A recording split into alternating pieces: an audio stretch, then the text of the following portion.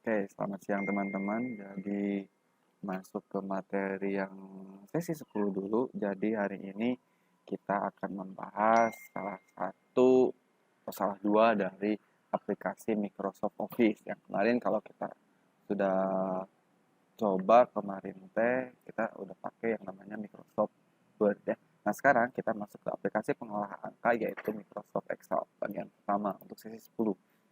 Nah, nanti pada akhir pertemuan, jadi kita judulnya adalah mengenal ruang kerja Microsoft Excel. Jadi pada akhir pertemuan, nanti teman-teman mampu memahami menjelaskan mengenai dasar-dasar dalam pengoperasian Microsoft Excel, mampu memahami jenis-jenis pointer dan kursor, sel dan range, maupun membuat dan memanipulasi untuk membuat worksheet baru serta mahasiswa mampu dalam memodifikasi sel serta dapat membuat tabel dengan border.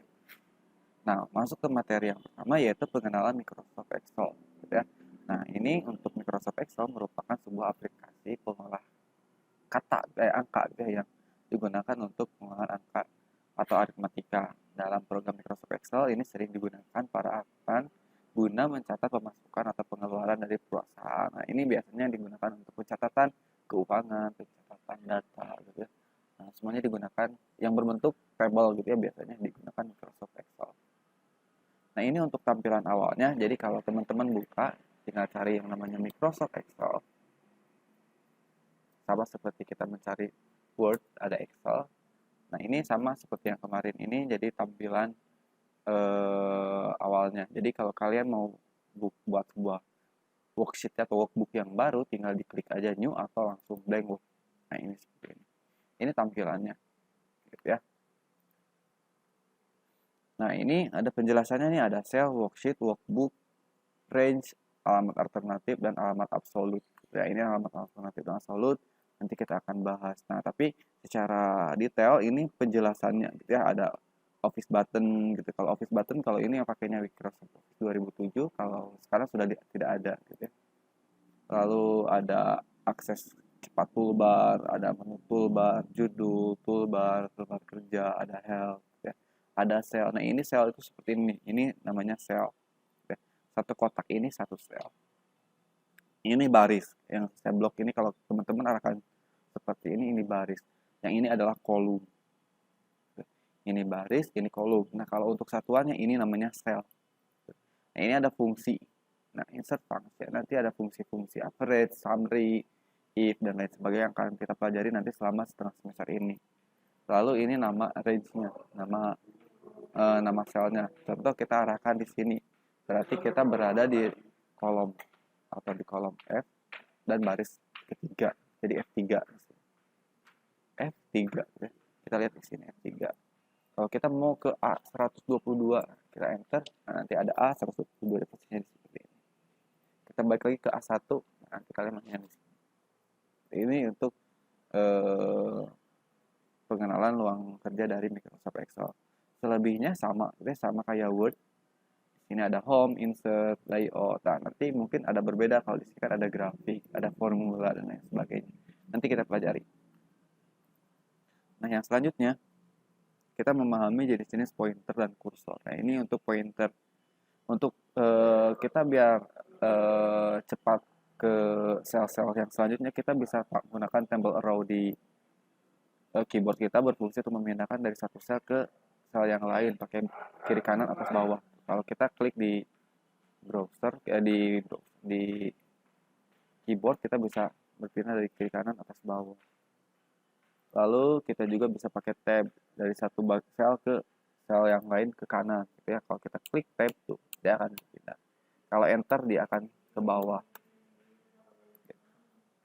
Lalu ada shift tab dan seterusnya. Ini tinggal kalian coba aja nanti. Lalu pengenalan kursor. Nah, kursor kayak tadi ya. Nah, ini namanya kursor nih. Yang aktif ini disebut kursor. Ini kursornya berada di L5 ya. Tadi yang saya sudah jelaskan. Itu adalah kursor. Sel dan range yang tadi. Ini range gitu ya. Tuh. Nanti dia akan ngeblok dari D3 sampai D10 ini satu range gitu ya. Ini kita blok lagi, ini dari D3 ke G12 ini satu range. Ini untuk sel dan range. Nah, gimana kalau kita mau membuat sebuah worksheet baru? Teman-teman bisa lihat di sini akan ada sheet. Jadi workbook itu adalah si Excel-nya. Satu file Excel disebut workbook. Nah, dalam satu Excel ini bisa terdiri dari beberapa sheet. Nah, teman-teman kalau mau menambahkan sheet tinggal tambahkan ini simbol plus. Plus nanti ada sheet 2, sheet 1, sheet 2. Nah, itu untuk menambahkan sheet yang baru. Nah, bagaimana kalau kita mau mengubah sebuah nama dari worksheet? Nah, ini teman-teman bisa double klik kalau dinamai misal ini untuk data keuangan. Bisa di double klik atau bisa diklik kanan, rename. Ya. Misal data master. Kalau mau menghapus gimana? Tinggal di delete. Itu untuk mengubah nama worksheet. Selanjutnya ada menggandakan sebuah worksheet. Nah, teman-teman juga bisa, misal di sini sudah ada nomor, nama, kelas, gitu ya. Pengen digandakan, ini datanya katakan udah banyak. Pengen digandakan, daripada teman-teman capek harus bikin sheet yang baru, teman-teman bisa menggandakannya dengan klik kanan, lalu move or copy. Ya. Nanti mau di copy ke book yang mana gitu. Katakanlah masih di book yang sama, atau nanti new book. Ya. Book yang sama, data keuangan, yang akan di copy adalah sheet data keuangan, lalu teman-teman centang klik copy. Oke. Maka nanti ada dua, ada data keuangan, ada data keuangan dua, ini tinggal di rename. Misalnya ini data kelas. Seperti itu. Atau dengan cara yang ada di sini nih. Teman-teman juga bisa klik home katanya. Lalu ada create copy nih yang ini. Diklik copy. Ya. Lalu yang selanjutnya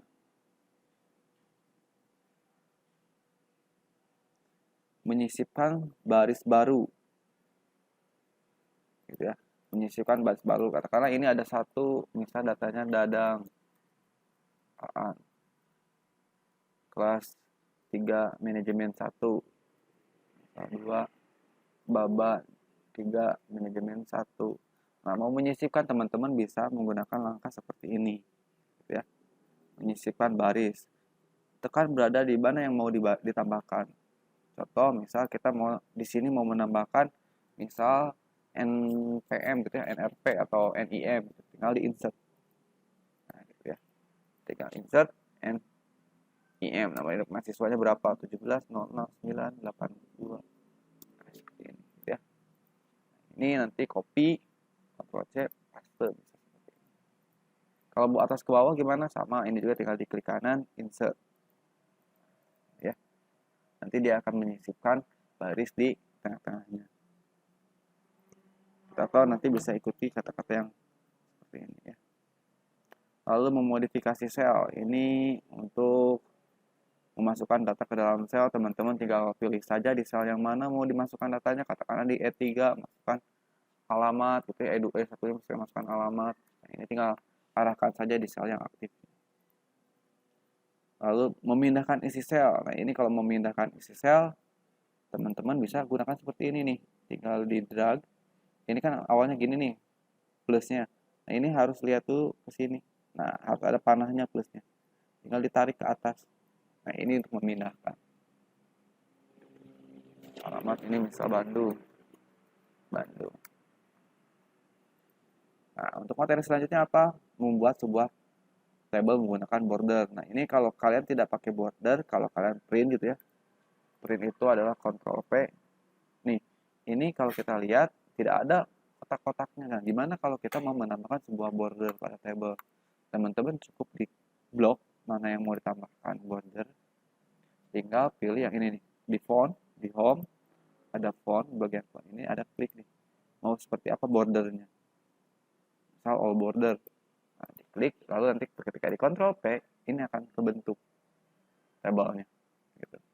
Jadi kalau kalian ngetik di sini, asal gitu ya, ini tidak akan ada bordernya. Nah,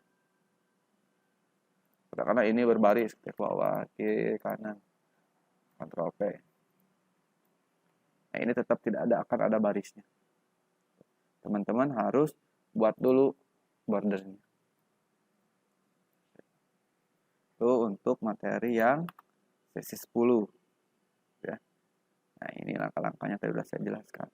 Nah, nanti ada latihan dan tugas seperti biasa, tinggal teman-teman isi di forum. Ini batas waktunya 3 hari, jadi silahkan karena kita kemarin juga belum materi, belum sempat, jadi silahkan dikerjakan. Itu saja untuk materi sesi 10 mengenai pengenalan form. Terima kasih.